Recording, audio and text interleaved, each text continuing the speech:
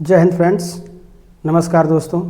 कैसे हैं आप सब? आशा करते हैं कि आप सब अच्छे होंगे, मज़े में होंगे।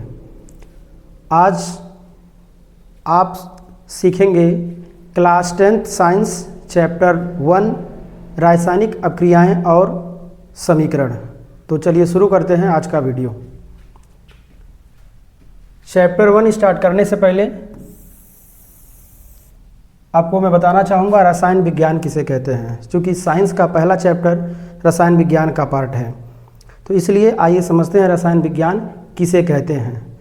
विज्ञान की वह शाखा जिसमें पदार्थ के अर्थात द्रव्य के संघटन, संरचना, गुणों इत्यादि का अध्ययन किया जाता है, उसे ही हम रसायन विज्ञान कहते हैं। रसायन विज्ञान के जनक लेवोसिए हैं।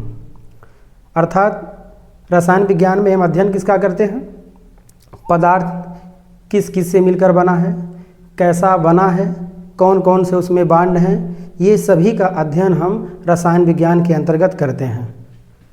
तो आइए देखते हैं विज्ञान की वह शाखा जिसमें पदार्थ के संघटन, संरचना, गुणों आदि का अध्ययन किया जाता है, रसायन विज्ञान कहलाता है।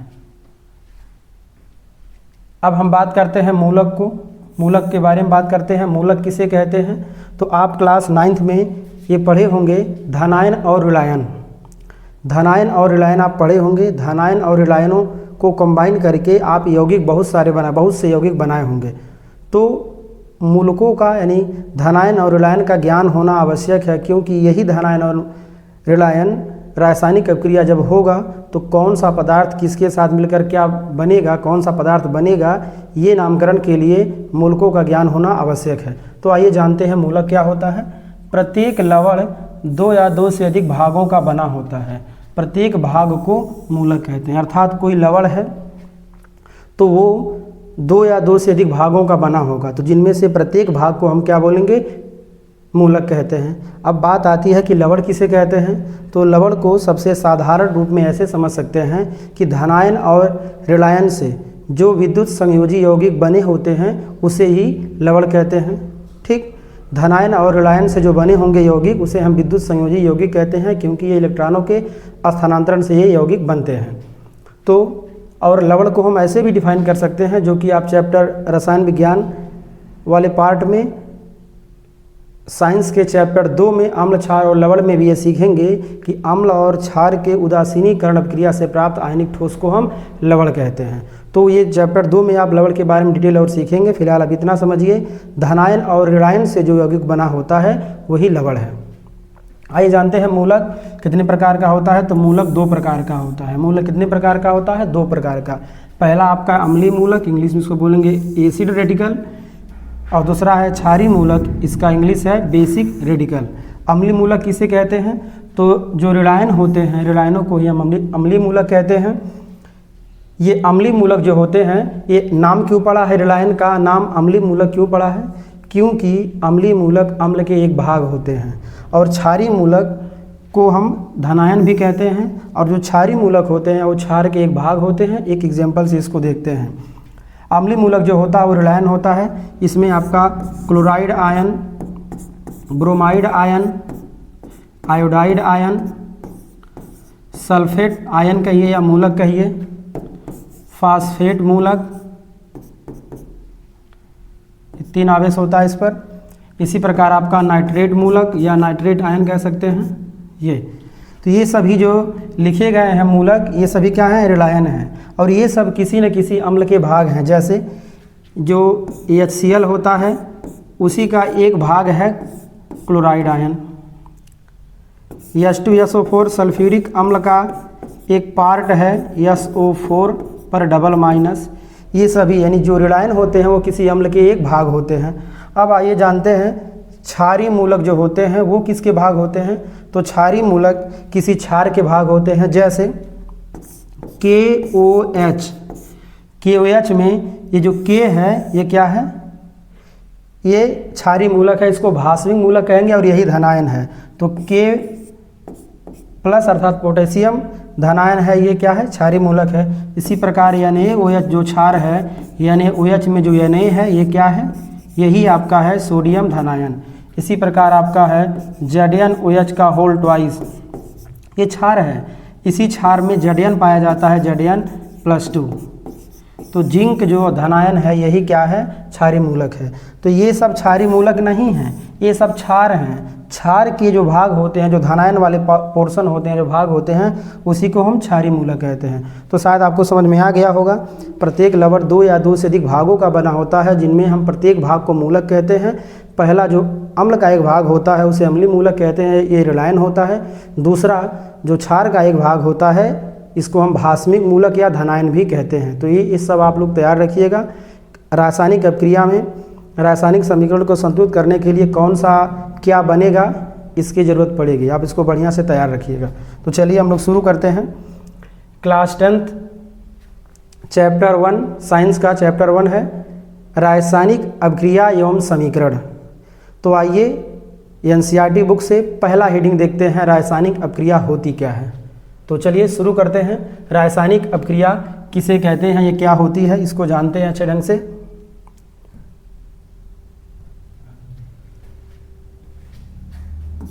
रसायन विज्ञान की डिफिनीशन को आपको पता होगा। रसायन विज्ञान किसे कहते हैं आपको पता है। जो रासायनिक शब्द है वो रसायन से मिलकर बना है।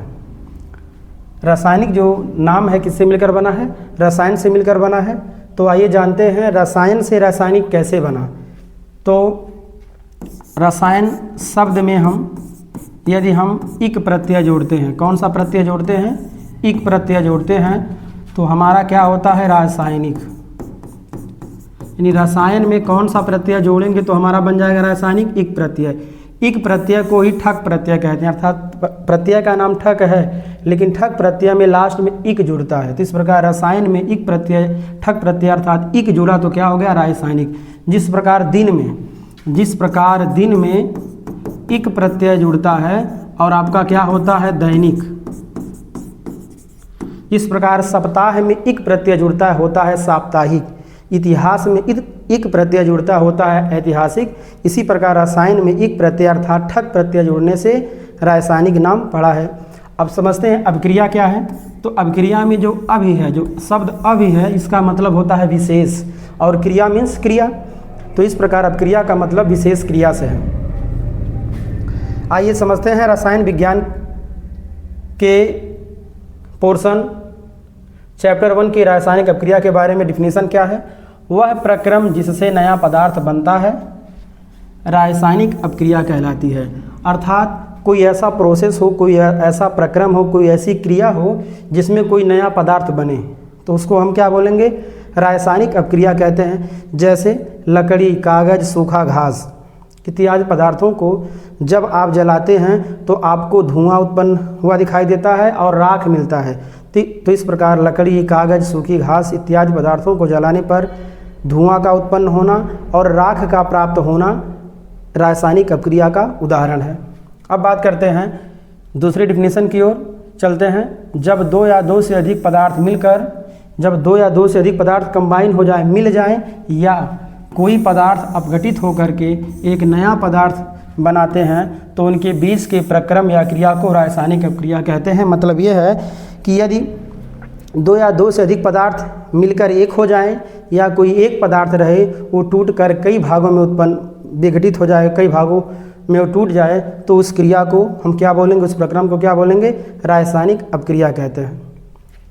रासायनिक अपक्रिया वह प्रक्रम है जिसमें कोई नया पदार्थ बनता है। यदि आपको कहीं पर भी कुछ नया पदार्थ बना दिखाई दे तो आप समझिएगा कि वहाँ पे रासायनिक अपक्रिया हुई। जैसे चीनी और पानी को मिलाकर सीढ़ा तैयार किया गया, उसको गर्म करके, तो सीढ़ा तैयार हुआ, तो वहाँ पे रासायनिक अपक्रिया हुई। और मिठाई का बनना, भोजन का बनना, ये सभी क्या हैं, रासायनिक अपक्रिया के उदाहरण हैं। क्योंकि जो पदार्थ बना वो पहले नहीं था, नया पदार्थ बना, इसलिए ये सभी रासायनिक अपक्रिया के उदाहरण हैं। बात करते हैं पदार्थ के बीच होने वाली वे क्रियाएं। ये सबसे अच्छा डिफिनीशन है। पदार्थ के बीच होने वाली वे क्रियाएं जिसमें क्रिया के फलस्वरूप उनके संघटन, संरचना, गुणधर्म में परिवर्तन हो जाता है, रासायनिक अपक्रिया कहलाता है। अर्थात अगर पदार्थ है, कई पदार्थ हैं या एक पदार्थ है, तो उनके बीच कुछ ऐसी क्रिया हो जिसके फलस्वरूप उनकी संरचना बदल जाए, संगठन बदल जाए और उनके गुणधर्म बदल जाएं, तो भी हम उसको रासायनिक अपक्रिया कहते हैं। जैसे कोई खाद्य सामग्री है, उसका स्वाद बदल जाए, गंध बदल जाए और उसका संरचना बदल जाए, तब भी हम कहेंगे कि वो उसके बीच में रासायनिक अपक्रिया हुई है। अब बात करते हैं, नोट में आपको जानकारी ये रखना है, रासायनिक अपक्रिया के परिणाम स्वरूप पदार्थ के रंग, गंध, स्वाद, अवस्था, गुण इत्यादि में परिवर्तन होते हैं। आप याद रखिएगा, यदि रासायनिक अपक्रिया हुई है तो उस पदार्थ में जो नया पदार्थ बनेगा वो उसके गुण, अवस्था जो भी रहे होंगे वो पहले की अपेक्षा कुछ दूसरा रहा होगा। अर्थात यदि रासायनिक अपक्रिया होती है तो पदार्थ के संगठन, संरचना, गुणधर्म, गलनांक, क्वथनांक इत्यादि भौतिक या रासायनिक गुणधर्म में बदलना निश्चित है। बिना ये बदले रासायनिक अपक्रिया संभव ही नहीं है। तो आइए चलते हैं नेक्स्ट टॉपिक की ओर। अब हम बात करते हैं रासायनिक अपक्रियाओं के व्यवहारिक उदाहरण। आखिरकार हमारे आसपास दैनिक जीवन में कुछ ऐसी अपक्रियाएं होती हैं जिनको हम जानते हैं, लेकिन ये नहीं जानते हैं कि ये रासायनिक अपक्रियाओं के उदाहरण हैं। तो हम व्यवहारिक उदाहरण की बात कर रहे हैं। व्यवहारिक उदाहरण क्या होते हैं? ऐसे उदाहरण जो हमारे आसपास परिवेश में होते हैं लेकिन उसको हम इक्वेशन के रूप में नहीं लिख पाए, तो उसको व्यवहारिक रूप हम कह सकते हैं, व्यवहारिक उदाहरण कह सकते हैं। जैसे श्वसन की क्रिया। श्वसन की क्रिया क्या है? श्वसन की क्रिया क्या है? सांस लेने की क्रिया क्या है? श्वसन है। लेकिन सांस लेने की क्रिया को श्वसन कहते हैं, ये सही डिफिनीशन नहीं है।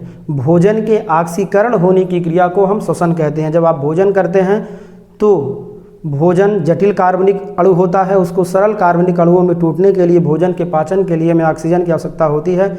इस प्रकार भोजन ऑक्सीजन के साथ क्रिया करके अपघटित हो जाता है।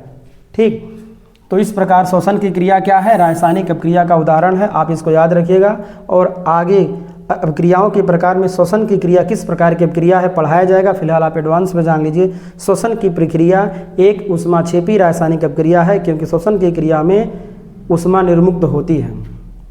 अब बात करते हैं भोजन का पकना। भोजन का पकना रासायनिक अपक्रिया का उदाहरण है। क्यों?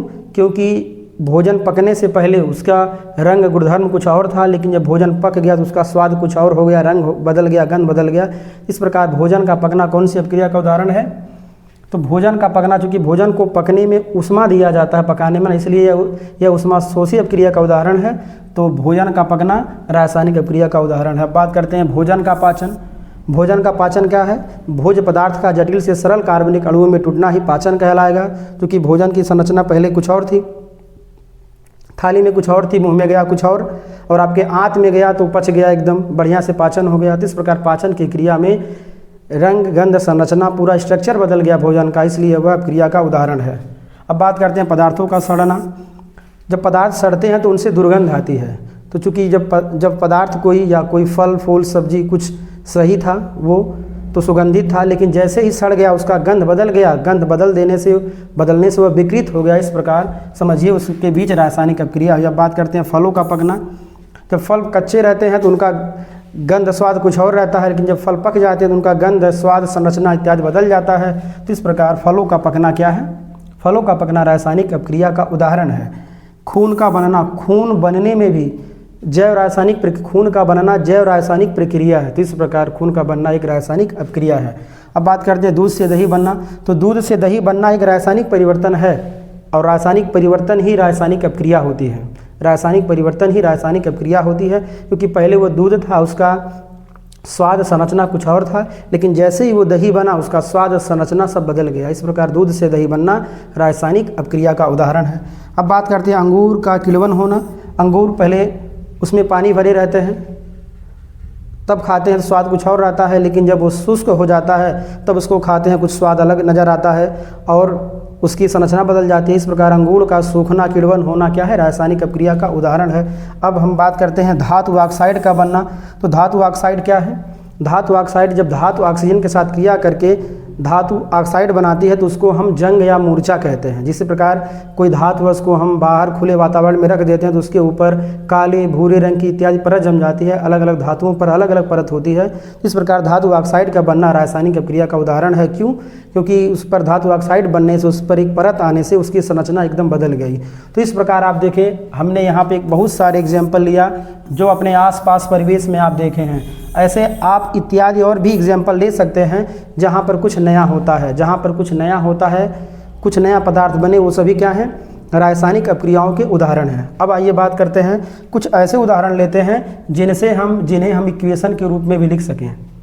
कुछ ऐसे उदाहरण लें जिनको हम समीकरण द्वारा निरूपित कर सकें। तो आइए शुरू करते हैं। सबसे पहला ये NCERT की किताब का सबसे पहला एक्टिविटी भी है ये। आइए बात करते हैं मैग्नीशियम धातु। ये है मैग्नीशियम धातु।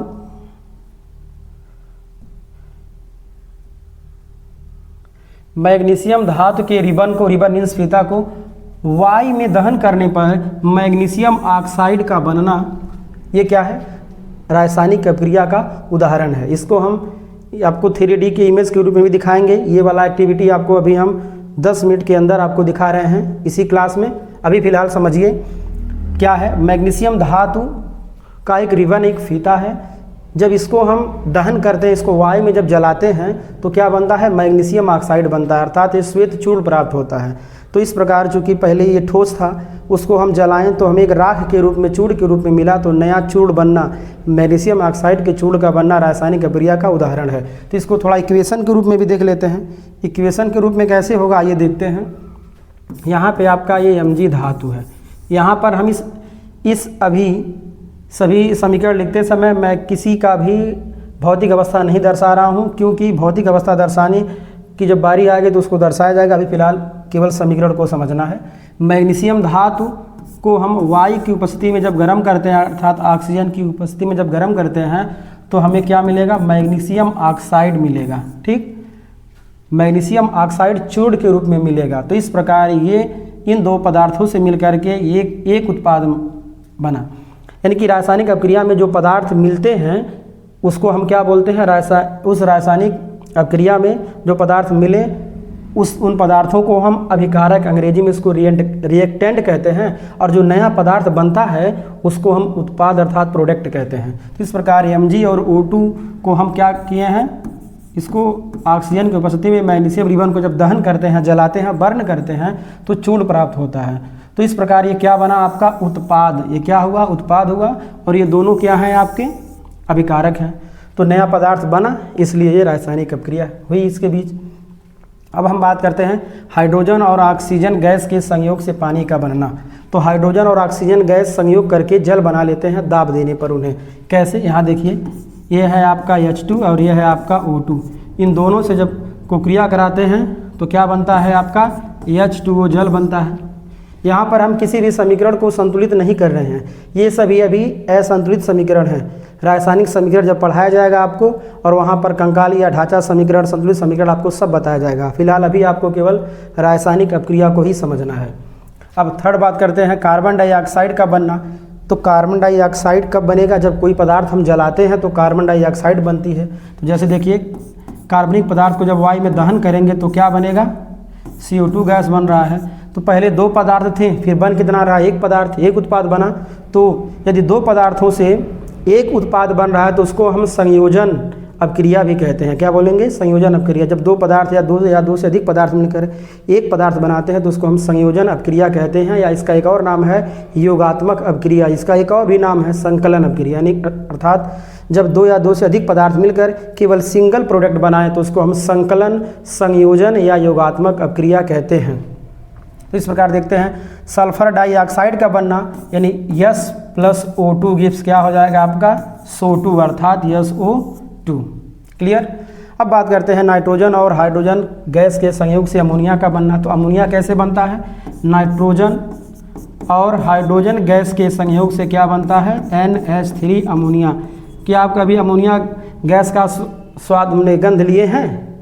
नहीं लिए हैं तो आज आपको बता रहे हैं, आप गंध ले सकते हैं। पैखानों में जो तीखी गंध आती है वो अमोनिया की ही होती है। तो अब नेक्स्ट एग्जाम्पल की बात करते हैं। लेड नाइट्रेट और पोटेशियम आयोडाइड के संयोग से लेड आयोडाइड और पोटेशियम नाइट्रेट का बनना भी क्या है, रासायनिक अभिक्रिया का सामान्य उदाहरण है। क्यों? क्योंकि ये दोनों पदार्थ मिल करके दो अलग अलग पदार्थ बनाते हैं, दो उत्पाद बनाते हैं, इसलिए ये रासायनिक अभिक्रिया के उदाहरण हैं।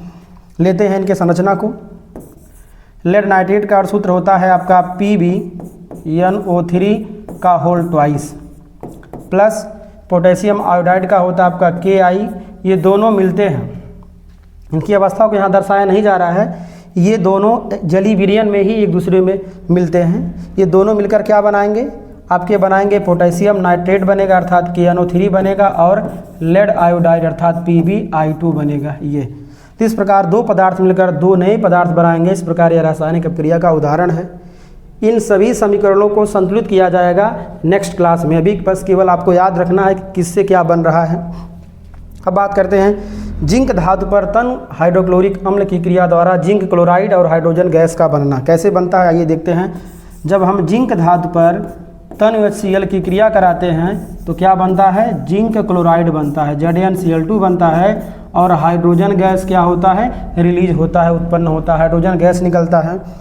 तो यहाँ पे जितने भी एग्जाम्पल्स लिए गए हैं ये सभी रासायनिक अभिक्रियाओं के क्या हैं, उदाहरण हैं। बहुत सारे उदाहरण हैं, अभी फ़िलहाल इतना ही उदाहरण आपके लिए पर्याप्त है। यही सब एग्जाम्पल बार बार रिपीट होगा, बोर्ड एग्जाम में यही सब आते हैं, आप याद रखिएगा। कैसे पूछा जाएगा बोर्ड एग्जाम में, ऐसे पूछा जाएगा क्या होता है जब जिंक धातु पर HCl की क्रिया कराई जाती है, क्या होता है जब मैग्नीशियम रिबन को वायु में दहन करते हैं, क्या होता है जब नाइट्रोजन और हाइड्रोजन गैस संयोग करते हैं, क्या होता है जब पदार्थ को ऑक्सीजन में वायु में जलाते हैं। तो ये सब ऐसे पूछे जाते हैं, इसलिए आप एक बार इसको तैयार रखेंगे, बार बार अब से लेकर बुढ़ापे तक आपके काम आएगा और अपने चुन्नू मुन्नू को सिखाने के लिए भी आप इसको बढ़िया से सीखिए। तो चलिए हम आते हैं नेक्स्ट टॉपिक की ओर। अब हम बात करते हैं NCERT बुक में जो क्रियाकलाप दिया गया है उस पर बात करते हैं। क्रियाकलापों को भी आप ध्यान से देखिए, समझिए और सुनिए कैसे कैसे ये होता है। तो अब हम शुरू करते हैं क्रियाकलाप 1.1। आप एकदम ध्यान से देखिए, एकदम मज़ा आने वाला है, धुआं धुआं होने वाला है आज।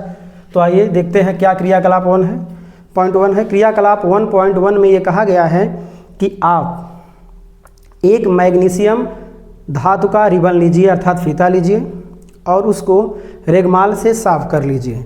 रेगमाल से साफ़ करने पर आप उसे अब बर्नर की सहायता से दहन करिए। तो जब मैग्नीशियम रिबन को रेगमाल से साफ़ करके वायु की उपस्थिति में उसको जब जलाते हैं तो वो एक श्वेत पाउडर चूर्ण के रूप में प्राप्त होता है और उसको एक वाच ग्लास में रख लेते हैं। इस प्रकार मैग्नीशियम रिबन एक धातु था, वो ठोस था, लेकिन अब वो चूर्ण के रूप में आ गया है, तो एक नया पदार्थ बना, इसलिए यह रासायनिक अभिक्रिया है। यानी कि इनके बीच क्या हुई, रासायनिक अभिक्रिया हुई। तो ये प्रैक्टिकल के रूप में आप करके देख सकते हैं। वैसे आपके पास मैग्नीशियम धातु का रिबन तो होगा नहीं, लेकिन लोकल में आप ऐसे देख सकते हैं। कोई एक लकड़ी ले लीजिए, उसे आप मैग्नीशियम धातु समझ लीजिए और उसको अपने घर के कैंडल होगा, कैंडल से उसको जलाइए और एक प्लेट में उसको इकट्ठा कर लीजिए। जो राख होगा उसे आप समझिए मैग्नीशियम ऑक्साइड का चूर्ण समझिए, लकड़ी को समझिए आप मेटल, तो इस प्रकार कैंडल को समझिए आप बर्नर। तो इस प्रकार आपका एक लगभग उसी जैसा प्रैक्टिकल हो जाएगा। यदि आपके पास धातु अवेलेबल है तो आप इसको ऐसे करके देख सकते हैं, जैसे बताया जा रहा है वैसे ही आपको मिलेगा। तो आइए देखते हैं इसमें क्या क्या है। यहाँ देखिए, ये आपका एक बना है चबूतरे जैसा है, एक 3D स्ट्रक्चर है। इसके ऊपर रखा गया है वाच ग्लास। क्या रखा गया? वाच ग्लास क्या होता है? वाच ग्लास मतलब रखने वाला ग्लास, कांच, यानी कि एक ऐसा कांच का पदार्थ, बर्तन जो कटोरी नुमा होता है जिसमें कोई पदार्थ आप रख सकते हैं। ये इस 3D संरचना पर इसको वाच ग्लास को रखा गया है। देखिए यहाँ बताया गया है वाच ग्लास है। ये आपका है बर्नर, देखिए एकदम कैंडल जैसे एकदम बर्नर है जहाँ से लपट निकल रही है, और इसको एक हाथ से पकड़े हैं और एक हाथ से चिमटा, देखिए एक हाथ से चिमटा लेकर के मैग्नीशियम रिबन को ऐसे पकड़े। समझिए ये मेरा हाथ क्या है, चिमटा है, ये है मैग्नीशियम का रिबन, और मैं समझिए यहाँ पे ऐसे बर्नर लिया हूँ और बर्नर की लपट आपको दिख नहीं रही है लेकिन है। तो जैसे जैसे ये जलेगा धीरे धीरे उसको वाच ग्लास के ऊपर रखे हैं, वो नीचे जो राख होगा नीचे बारी बारी से गिर रहा है। देखिए ध्यान से आप, जब जला रहे हैं तो धीरे धीरे देखिए ये बारी बारी से देखिए यहाँ गिर रहा है, खूब ज़्यादा इकट्ठा हो रहा है। इस प्रकार ऐसा करने से एक श्वेत रंग का चूर्ण प्राप्त हो रहा है। क्या हो रहा है? श्वेत रंग का चूर्ण प्राप्त हो रहा है। आप यहाँ देख सकते हैं जो मैग्नीशियम ऑक्साइड का जो चूर्ण प्राप्त हो रहा है, आप यहाँ पे देख सकते हैं ये चूर्ण है। और ये जो है इसी चूर्ण का 3D स्ट्रक्चर है। जो इस वॉच ग्लास में जो इकट्ठा हो रहा है ये मैग्नीशियम ऑक्साइड का चूर्ण है, पाउडर है, और ये इसका 3D स्ट्रक्चर यहाँ पे है। आप देख लीजिए ध्यान से। तो ये क्रियाकलाप आप कर सकते हैं यदि आपके पास मेटल अवेलेबल हो तो। अब बात करते हैं मैग्नीशियम रिबन दिखता कैसे है। तो देखिए बिल्कुल पेटी की तरह दिख रहा है, बस इसमें हुक लगा लें पेटी ही तैयार हो जाएगा। लेकिन ये ऐसा पेटी होगा जो मुड़ेगा नहीं। तो यहाँ पे आपका क्या है? यहाँ पे आपका है मैग्नीशियम धातु, जिसका परमाणु क्रमांक कितना होता है? 12। आप इसको याद रखिएगा। ये किस ब्लॉक का तत्व है? ये S ब्लॉक तत्व है। कैसा तत्व है? S ब्लॉक तत्व है। इसकी संयोजकता कितनी होती है? +2 होती है।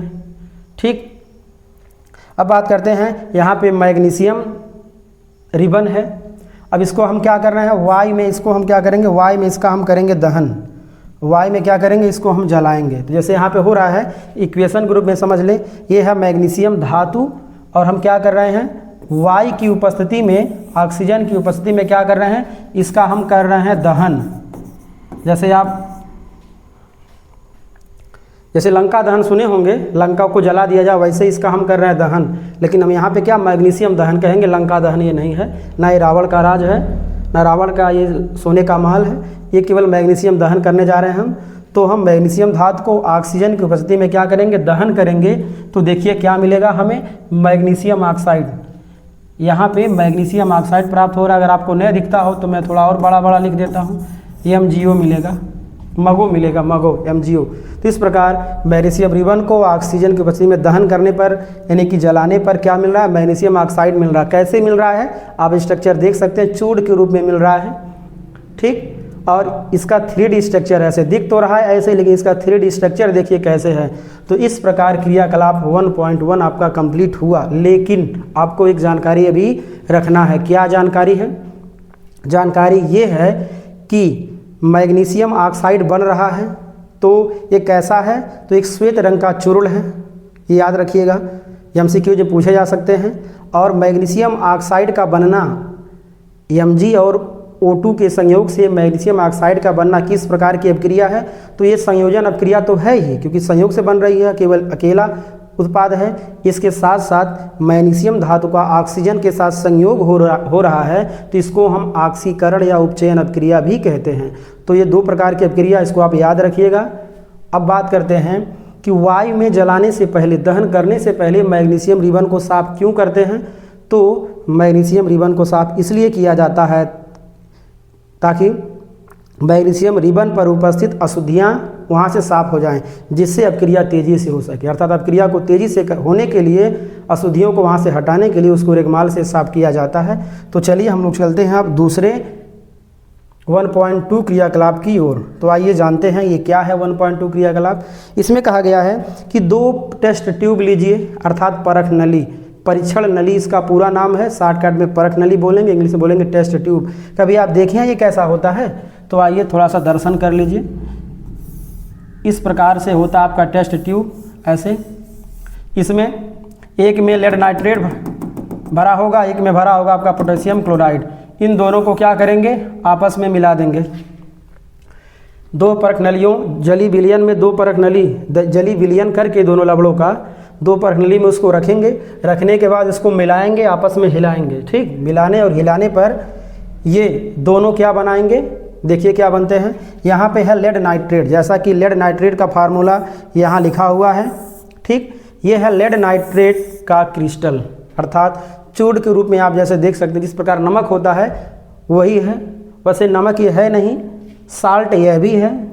तो ये देखिए, आप देख सकते हैं स्ट्रक्चर, ध्यान से दिखाई दे रहा होगा, आप देख लीजिएगा। यहाँ पे आपका पोटेशियम आयोडाइड, अर्थात इन 2 परख नलियों में एक में इसको लेंगे और एक में क्या करेंगे? इसको लेंगे हम। ठीक। एक में इसको लेंगे, हिलाकर पानी डालकर हिला लेंगे, मिला लेंगे। इसको भी पानी डालकर हिला लेंगे, मिला लेंगे। उसके बाद दोनों को हम ऐड कर लेंगे, दोनों को मिला लेंगे। मिलाने के बाद हमें ये प्रोडक्ट मिलेगा। तो कैसे मिलता है? लेड नाइट्रेट और पोटेशियम आयोडाइड ये दोनों मिलते हैं। ठीक। ये दोनों मिलते हैं और मिल करके ये आपका इक्वेशन है, समीकरण है, ये दोनों मिल करके क्या बनाते हैं, पोटेशियम नाइट्रेट बनाते हैं। क्या बनाते हैं, पोटेशियम नाइट्रेट। देखिए ये ऐसा होता है, यह भी कुछ नमक जैसे ही है, श्वेत है, श्वेत रंग का क्रिस्टल है। इसके साथ साथ क्या मिलता है, इसके साथ हमें एक उत्पाद और मिल रहा है, जानते हैं क्या नाम है उसका, लेड आयोडाइड। ये लेड आयोडाइड है, ये बड़ा अच्छा ढंग का इसका पिक है यहाँ पे, ये क्रिस्टल थोड़ा पीले रंग का है। तो इस प्रकार लेड नाइट्रेट और पोटेशियम आयोडाइड आपस में क्रिया करके क्या बनाते हैं, पोटेशियम नाइट्रेट और लेड आयोडाइड बनाते हैं। ये घुलित अवस्था में लवण होता है और ये होता है आपका एविलेय, ये एविलेय होगा। लेकिन यहाँ पे इतना बता दिए हैं, पर्याप्त है, इसको हम आगे और बताया जाएगा। अभी अलग अलग इन सब पर टॉपिक चलाए जाएंगे, फिलहाल एडवांस में आपको बताए हैं।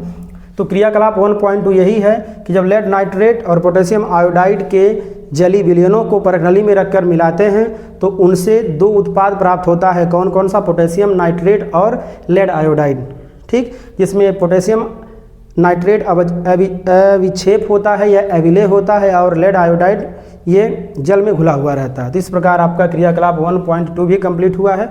आप इसको बढ़िया से तैयार रखिए और इसको संतुलित इस क्लास में हम नहीं कराएंगे, इसको संतुलित हम नेक्स्ट क्लास में कराएंगे, क्योंकि वहाँ पे अभी जब संतुलित रासायनिक अभिक्रिया पढ़ेंगे तब आपको वहाँ बताया जाएगा। अभी फ़िलहाल हमें ये समझना है कि कैसे किससे क्या बनता है। सारा ज्ञान एक ही क्लास में आपको नहीं मिलने वाला है, थोड़ा पेशेंस रखिए, ज्ञान का डोज लेते रहिए रोज ऐसे।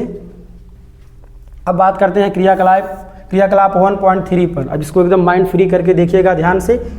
क्रियाकलाप 1.3 क्या कहता है, इसमें कहा गया है कि एक कोनिकल फ्लास्क में यानी शंक्वाकार एक कांच का बर्तन होगा। कुछ इसकी संरचना ऐसे होगी, कुछ इसकी संरचना ऐसे होगी, ये ऐसी संरचना होगी, कुछ छोटा मोटा बड़ा हो सकता है। तो इसमें देखिए यहाँ बना हुआ है कोनिकल फ्लास्क में क्या लीजिए आप, HCl लीजिए और उस HCl को जिंक धातु पर डालिए और बताइए क्या होता है। तो जब आप जिंक धातु पर तनु HCl या तनु H2SO4 जब डालेंगे तो वह धातु अधिक सक्रिय होता है हाइड्रोजन से, हाइड्रोजन को वहाँ से हटाएगा, अर्थात हाइड्रोजन को H2SO4 में H और HCl में H, इसको Zn हटाएगा, वहाँ से दूर भगाएगा और जो ऋणायन है उसके साथ आ जाएगा। तो इस प्रकार धातु पर अम्ल की क्रिया कराने पर HCl या H2SO4 की क्रिया कराने पर धातु लवण बनता है और हाइड्रोजन गैस उत्पन्न होता है। तो आइए इसको एक बार ध्यान से देखते हैं कैसे ये होता है। यहाँ पे आपका है जिंक धातु, क्या है, यहाँ पे आपका है जिंक धातु यानी कि Zn। ठीक, ये इस पर क्या कर रहे हैं, तनु HCl हम डाल रहे हैं। अब हो सकता है इसमें HCl भी आप इस पर गिरा सकते हैं या H2SO4 गिरा सकते हैं, दोनों हो सकता है। तो अब इस पर HCl ही गिराते हैं, परेशान ना रहिए। ये है जिंक धातु और ये इसमें कोनिकल फ्लास्क में रखा है HCl। इसको क्या करेंगे, इस पर जब उड़ेल देंगे, ठीक, तो ये दोनों आपस में क्रिया करेंगे, मार काट करेंगे। करने के बाद आपस में मतलब रिएक्शन का मतलब वही हुआ मार काट, ये करेंगे अपना आराम से। और उसके बाद क्या बनेगा, जिंक क्लोराइड बनेगा। क्या बनेगा, जिंक क्लोराइड। ये लवण प्राप्त होगा हमें और क्या मिलेगा, हाइड्रोजन गैस, एकदम धुआं उठ जाएगा हाइड्रोजन गैस का। हाइड्रोजन गैस का क्या होगा, एकदम धुआं हो जाएगा। तो इस प्रकार ये होगा, जिंक धातु पर जब तनु HCl की क्रिया कराएंगे तो जिंक क्लोराइड लवण बनेगा और हाइड्रोजन गैस देखिए एकदम धुआं के साथ एकदम उड़ रहा है, तो ऐसे उत्पन्न होगा। यदि यही तनु HCl के साथ क्रिया न करा करके हम H2SO4 की क्रिया कराएं तब क्या होगा, तो आपका रिएक्शन ऐसे होगा, Zn प्लस H2SO4।